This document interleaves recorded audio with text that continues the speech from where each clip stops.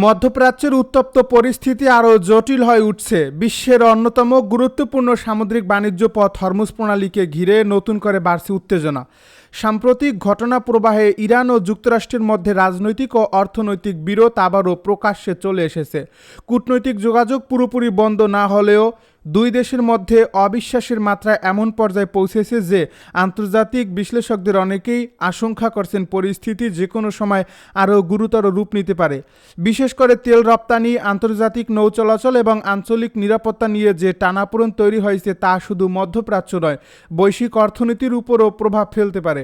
এই উত্তেজনার মধ্যেই ইরানের উপর নতুন করে আন্তর্জাতিক চাপ বাড়ানোর ঘোষণা দিয়েছে যুক্তরাষ্ট্র। মার্কিন ট্রেজারি বিভাগ এক বিবৃতিতে জানিয়েছে ইরানের সঙ্গে সম্পর্কিত 14 জন ব্যক্তি এবং একাধিক প্রতিষ্ঠানের বিরুদ্ধে নতুন নিষেধাজ্ঞা কার্যকর করা হয়েছে। ওয়াশিংটনের দাবি, এসব ব্যক্তি ও প্রতিষ্ঠান দীর্ঘদিন ধরে এমন একটি আর্থিক নেটওয়ার্ক পরিচালনা করে আসছিল যার মাধ্যমে আন্তর্জাতিক নিষেধাজ্ঞা এড়িয়ে বিপুল অঙ্কের অর্থ স্থানান্তর এবং বিভিন্ন আর্থিক কার্যক্রম পরিচালিত হচ্ছিল। মার্কিন প্রশাসনের মতে এই নেটওয়ার্ক ইরানের গুরুত্বপূর্ণ রাষ্ট্রীয় ও সামরিক প্রতিষ্ঠানের অর্থনৈতিক কার্যক্রম সচল রাখতে ভূমিকা রেখেছে।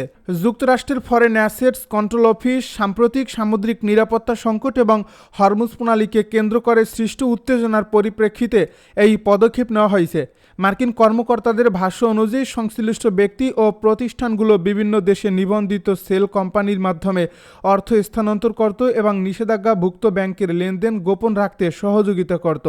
এর মাধ্যমে আন্তর্জাতিক আর্থিক ব্যবস্থার বাইরে থেকে বড় অঙ্কের অর্থ আদান প্রদান করা হয়েছে বলেও অভিযোগ করা হয়েছে।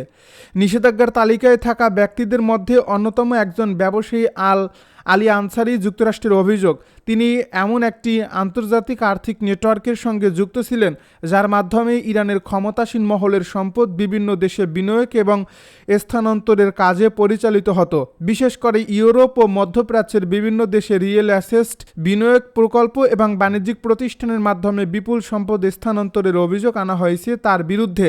যদিও এসব অভিযোগের বিষয়ে সংশ্লিষ্টদের পক্ষ থেকে আনুষ্ঠানিক কোনো প্রতিক্রিয়া এখনও প্রকাশ করা হয়নি। শুধু ব্যক্তি নয়, নতুন নিষেধাজ্ঞার আওতায় এসেছে একাধিক আর্থিক প্রতিষ্ঠান এবং মানি এক্সচেঞ্জ কোম্পানিও।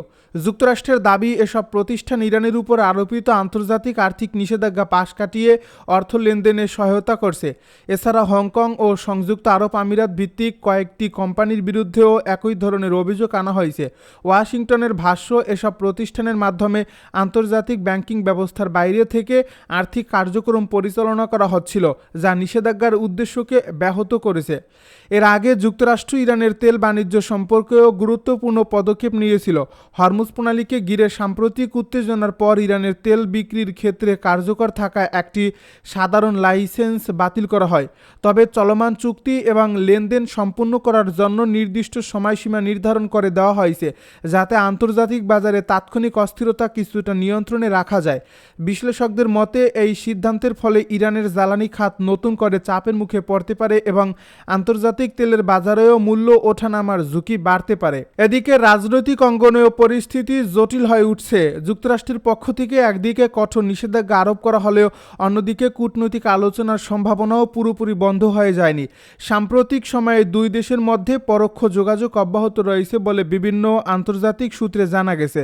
তবে একই সঙ্গে উভয় পক্ষের কঠোর অবস্থান পরিস্থিতিকে আরও অনিশ্চিত করে তুলছে।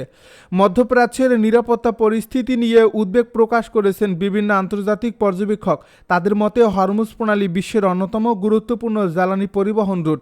প্রতিদিন বিপুল পরিমাণ অপরিশোধিত তেল এবং প্রাকৃতিক গ্যাস এই পথ দিয়ে আন্তর্জাতিক বাজারে পৌঁছে। এর ফলে এই অঞ্চলে সামান্য উত্তেজনা ও বৈশ্বিক জ্বালানি বাজারে বড় ধরনের প্রভাব ফেলতে পারে। সাম্প্রতিক ঘটনাগুলো বিনিয়োগকারী এবং আন্তর্জাতিক বাণিজ্য মহলেও উদ্বেগ সৃষ্টি করছে। বিশেষজ্ঞদের মতে অর্থনৈতিক নিষেধাজ্ঞা ইরানের উপর নতুন চাপ তৈরি করলেও এর পাল্টা প্রতিক্রিয়া কী হবে সেটি এখন সবচেয়ে বড় প্রশ্ন। অতীতেও দেখা গেছে নিষেধাজ্ঞা জোরদার হওয়ার পর তেহরান বিভিন্ন কৌশলগত পদক্ষেপ গ্রহণ করছে এবং আঞ্চলিক রাজনীতিতে নতুন সমীকরণ তৈরি হয়েছে। এবারও একই ধরনের পরিস্থিতি সৃষ্টি হতে পারে বলে অনেকে আশঙ্কা করেছেন। অন্যদিকে ইরানের পক্ষ থেকে বারবার বলা হচ্ছে তারা আন্তর্জাতিক আইন মেনেই নিজেদের অর্থনৈতিক ও নিরাপত্তা স্বার্থ রক্ষা করবে। তেহরান দীর্ঘদিন ধরেই যুক্তরাষ্ট্রের একতরফা নিষেধাজ্ঞা সমালোচনা করে আসছে এবং এগুলোকে রাজনৈতিক চাপ সৃষ্টির কৌশল হিসেবে উল্লেখ করছে। যদিও সাম্প্রতিক মার্কিন পদক্ষেপের বিষয়ে আনুষ্ঠানিক বিস্তারিত প্রতিক্রিয়া এখনও সামনে আসেনি, তবে পরিস্থিতির উপর নজর রাখছে আন্তর্জাতিক কূটনৈতিক মহল। বিশ্বের বিভিন্ন দেশও এই পরিস্থিতি গভীরভাবে পর্যবেক্ষণ করছে, কারণ মধ্যপ্রাচ্যে নতুন কোনো সংঘাত শুরু হলে তার প্রভাব শুধু ওই অঞ্চলেই সীমাবদ্ধ থাকবে না, আন্তর্জাতিক বাণিজ্য, জ্বালানি সরবরাহ, শেয়ার বাজার এবং বৈশ্বিক অর্থনীতিতেও এর প্রভাব প্রতিফলন দেখা দিতে পারে। বিশেষ করে তেল নির্ভর অর্থনীতির দেশগুলো পরিস্থিতি নিয়ে বাড়তি সতর্ক অবস্থানে রয়েছে। সব মিলিয়ে হরমুজ প্রণালীকে কেন্দ্র করে ইরান ও যুক্তরাষ্ট্রের মধ্যে নতুন করে যে উত্তেজনা তৈরি হয়েছে তা মধ্যপ্রাচ্যের ভবিষ্যৎ নিরাপত্তা পরিস্থিতিকে আরও অনিশ্চিত করে তুলেছে। অর্থনৈতিক নিষেধাজ্ঞা, কূটনৈতিক চাপ, জ্বালানি বাণিজ্য এবং আঞ্চলিক নিরাপত্তা সবকিছু মিলিয়ে পরিস্থিতি কোন দিকে মোড় নেবে সেটি এখন আন্তর্জাতিক অঙ্গনের সবচেয়ে আলোচিত বিষয়। একদিকে বিশ্বের সবচেয়ে শক্তিশালী সামরিক বাহিনী হিসাবে পরিচিত যুক্তরাষ্ট্র, অন্যদিকে দীর্ঘদিনের নিষেধাজ্ঞা ও চাপের মধ্যেও নিজেদের প্রতিরক্ষা সক্ষমতা বাড়িয়ে চলা ইরান। সাম্প্রতিক ঘটনা প্রবাহে দুই দেশের উত্তেজনা এমন এক পর্যায়ে পৌঁছেছে যেখানে প্রতিটি সামরিক পদক্ষেপ পুরো অঞ্চলের নিরাপত্তা পরিস্থিতিকে নতুন করে প্রশ্নের মুখে দাঁড় করাচ্ছে। বিশ্লেষকদের মতে এটি কেবল দুটি দেশের মধ্যে দ্বন্দ্ব নয়, বরং গোটা উপসাগরীয় অঞ্চলের কৌশলগত ভারসাম্যের জন্য বড় একটি পরীক্ষা। সাম্প্রতিক সময়ে ইরানের বিভিন্ন সামরিক স্থাপনা, উপকূলীয় অবকাঠামো এবং প্রতিরক্ষা সংশ্লিষ্ট স্থাপনাকে লক্ষ্য করে যুক্তরাষ্ট্রের হামলার খবর আন্তর্জাতিক অঙ্গনে ব্যাপক আলোচনার জন্ম দেয়। একাধিক সূত্রের দাবি, বিভিন্ন স্থানে একযোগে হামলা চালিয়ে ইরানের সামরিক সক্ষমতার উপর বড় ধরনের চাপ সৃষ্টি করার চেষ্টা করা হয়। তবে তেহরান শুরু থেকেই জানিয়ে দেয় যে কোনো হামলার জবাব দেওয়ার মতো সক্ষমতা তাদের রয়েছে এবং প্রয়োজনে তারা পাল্টা পদক্ষেপ নিতে দ্বিধা করবে না। ঠিক সেটিই দেখা যায় অল্প সময়ের মধ্যেই। হামলার পরপরই ইরানের সামরিক বাহিনী এবং ইসলামিক বিপ্লবী গার্ড বাহিনী নিজেদের প্রতিক্রিয়া জানায়। তবে সবার দৃষ্টি কেড়ে নেয় একটি বিষয়। অভিযোগ অনুযায়ী পাল্টা অভিযানের লক্ষ্যবস্তু হিসাবে উঠে আসে কাতার, কুয়েত এবং বাহরাইনে অবস্থিত মার্কিন সামরিক স্থাপনাগুলো। অনেকেই প্রশ্ন তুলতে শুরু করেন, যুক্তরাষ্ট্রের সঙ্গে সংঘাত হলেও কেন উপসাগরীয় দেশগুলোকে এই সংঘাতের কেন্দ্রবিন্দুতে নিয়ে আসা হচ্ছে। সামরিক বিশ্লেষকদের ব্যাখ্যা বলছে, বিষয়টি আবেগের নয়, বরং সম্পূর্ণ কৌশলগত। কারণ উপসাগরীয় এই দেশগুলোতে দীর্ঘদিন ধরে যুক্তরাষ্ট্রের গুরুত্বপূর্ণ সামরিক ঘাঁটি, বিমান ঘাঁটি, রাডার ব্যবস্থা, লজিস্টিক কেন্দ্র এবং প্রতিরক্ষা অবকাঠামো রয়েছে। অঞ্চল জুড়ে মার্কিন সামরিক কার্যক্রম পরিচালনার ক্ষেত্রে এসব ঘাঁটির গুরুত্ব অত্যন্ত বেশি। এর ফলে সংঘাতের সময় এসব স্থাপনাকে গুরুত্বপূর্ণ সামরিক লক্ষ্য হিসাবে বিবেচনা করা হয়ে থাকে। ইরানের দৃষ্টিকোণ থেকে বিষয়টি আরও ভিন্নভাবে দেখা হয়। তেহরান বহুবার অভিযোগ করেছে, প্রতিবেশী কয়েকটি দেশের মাটিতে থাকা মার্কিন ঘাঁটি ব্যবহার করেই তাদের বিরুদ্ধে নজরদারি, গোয়েন্দা তৎপরতা এবং সামরিক অভিযান পরিচালনা করা হয়। সেই কারণেই মূল উৎস বা লঞ্চিং প্ল্যাটফর্মকে দুর্বল করে দেওয়াই তাদের অন্যতম কৌশল হতে পারে বলে অনেক বিশ্লেষক মনে করেন।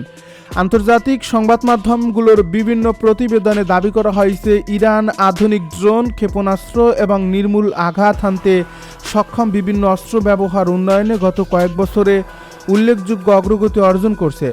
বিশেষ করে দীর্ঘপাল্লা ড্রোন এবং ব্যালিস্টিক ক্ষেপণাস্ত্র এখন ইরানের প্রতিরক্ষা কৌশলের অন্যতম প্রধান অংশ। যদিও প্রতিটি হামলার প্রকৃত ক্ষয়ক্ষতি নিয়ে ভিন্ন ভিন্ন তথ্য সামনে এসেছে এবং অনেক দাবিয়েই স্বাধীনভাবে যাচাই করা সম্ভব হয়নি। বিশ্লেষকেরা বলছেন, যুদ্ধক্ষেত্রে কেবল শত্রুপক্ষের সৈন্য বা অস্ত্র ধ্বংস করাই একমাত্র লক্ষ্য নয়, আধুনিক যুদ্ধে প্রতিপক্ষের অর্থনৈতিক ব্যয় বাড়িয়ে দেওয়াও একটি গুরুত্বপূর্ণ কৌশল।